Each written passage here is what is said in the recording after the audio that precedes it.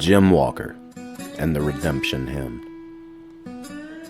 Written by the Reverend Dare Cloud. Narrated by the Reverend Dare Cloud. Prologue. Confessions.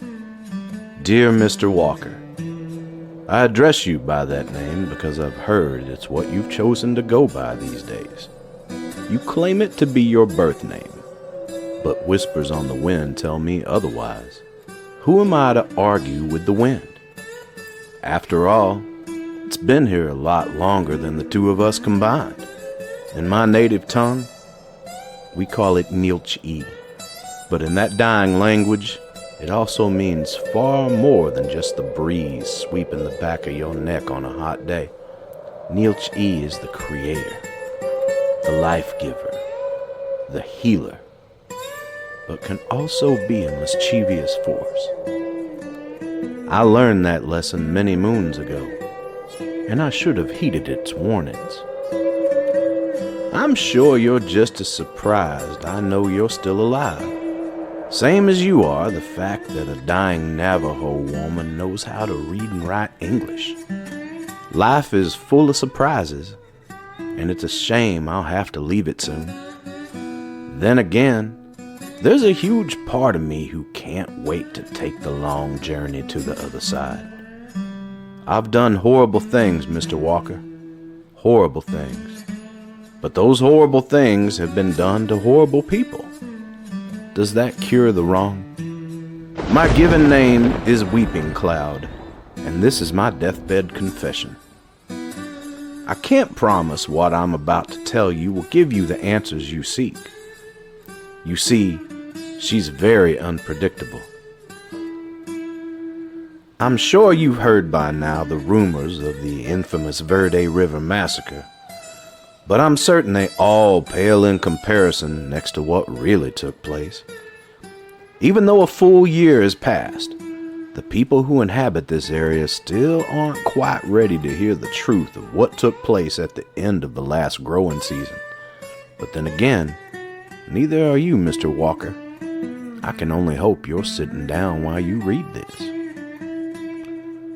I know the reason you've been brought here is to solve the mysterious murders which have terrorized this place for the last few moons. Unfortunately, I feel as though I am the one responsible for those deaths. I can assure you they will not stop with the ceasing of my wind, however. She will never stop until she finds what she's looking for. As the luck of a dying woman would have it, I'm unsure as to what she seeks. I guess this is where you come in. The she I keep referring to is a young lady who once settled in this area. Her name was Zoe Telos, and even though I say was, I can promise with ultimate certainty that she is still among us. What I really mean, and this is the part I hope you're sitting down for, is that she and her infant child were murdered by an evil man who went by the name of Robert Jack. Don't bother trying to track him down. You will find no answers there. He killed himself shortly thereafter. Fortunately for Mr. Jack, he was able to stay dead after he pulled the trigger, but I can't say the same for Zoe. Now pay close attention to this next part because it's the reason I'm scribbling out this confession rather than closing my eyes for some well-deserved rest. I was what one might call a medicine woman. I did my fair share of healing over the years for my tribe, praying to the wind to save my people, and the wind always answered. When we were forced to leave the northern Arizona territory, my son and I decided to stay behind. I could never leave the familiar Nilch-E, streams, and animals. I could never abandon all that I held holy, the essence of our existence. So out of pure love for me, my son agreed to stay by my side until the authorities forced us to vacate. That was when we met Zoe Telos. In her family's natural tongue, the girl's name meant the end of life. But that didn't steer my son's heart away from her pale-skinned beauty.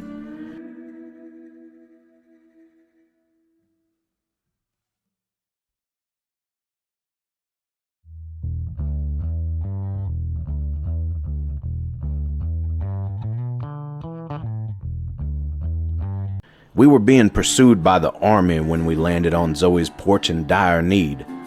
With a big heart, she took us in immediately, without question, and hid us from the soldiers' search parties.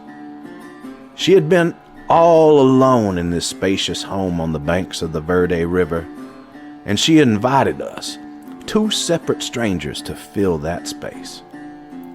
Zoe was a war widow with no children, and we found that our company was her real motivation behind saving us. We also provided her with protection from the men who came to drive her away. They claimed she had taken the life of their father, a very important figure, but I wasn't sure Zoe was capable of such an atrocity. You'll meet these 2 men soon enough, because they've already visited me here in my convalescence. I'm writing this letter to warn you away from them. Don't trust these men no matter what you do, Mr. Walker. I firmly believe you're not seeking the same answers as they. If this letter is unsealed when it reaches your hands, it only means they know I've attempted to warn you in advance. Shortly after my son and I had settled into our new home, the inevitable occurred. A roving group of soldiers caught up to him while hunting for food. He was executed on the spot, and those soldiers left his lifeless shell to rot in the forest. 1 moon later, Zoe and I realized the hole left in our hearts by my son's death would soon be filled by the birth of an unexpected child. She was pregnant, you see. Zoe, believing her husband dead in the Civil War, had allowed herself to fall for my son. When the time came, I delivered the child, brought first wind into her lungs, and love returned to a grieving home. We dared to hope that our tribulations had finally come to an end, and that our little family would sustain us for eternity. But we should have known the winds of change can be very unpredictable. I'm not sure who Zoe and Jack were in their former lives. On one fateful day, he found his way home somehow, against all odds. He was fresh from the war and very much alive. Robert Jack was a cruel man, and that's the best word I can conjure to describe him. A few minutes into his homecoming, he slaughtered my grandchild and left his own wife for dead. I'm sure he had his reasons to take revenge out on Zoe, but the thought of my granddaughter laying swollen, bleeding, and lifeless at the bottom of a dry well is one I can't bear to fathom. I always wondered why Zoe insisted on naming the child Jackie. It was in honor of her long-lost, presumed dead husband. Maybe Mr. Jack didn't know the child was named in his memory, and he failed to comprehend the true depth of Zoe's love for him. Again, pay attention, because this is the part of the story that involves you, Mr. Walker. When I said he left his sweet Zoe Telos on the banks of the Verde River for dead, I meant it. The breath was nearly gone from her lungs, and in my desperation I performed a Winway ceremony, using my dormant knowledge from when I was the caretaker for my village. But in my grief, perhaps resulting from my lack of practice, something went wrong. Maybe she was too far gone to save. Maybe her grief and guilt twisted her.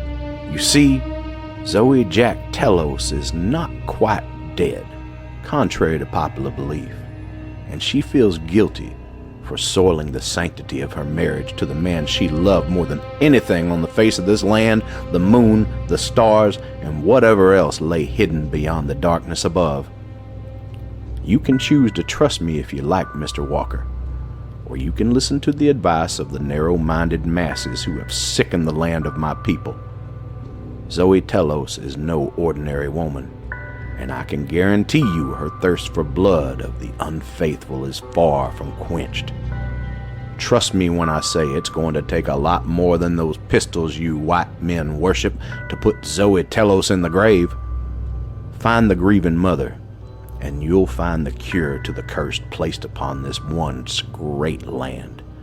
Find Zoe, and you'll find the cursed trinket that plagued your tormented spirit. I've worked my magic well. Do you remember the words to your redemption hymn, Mr. Walker? They're still inscribed upon your treasure and waiting your return. Have faith.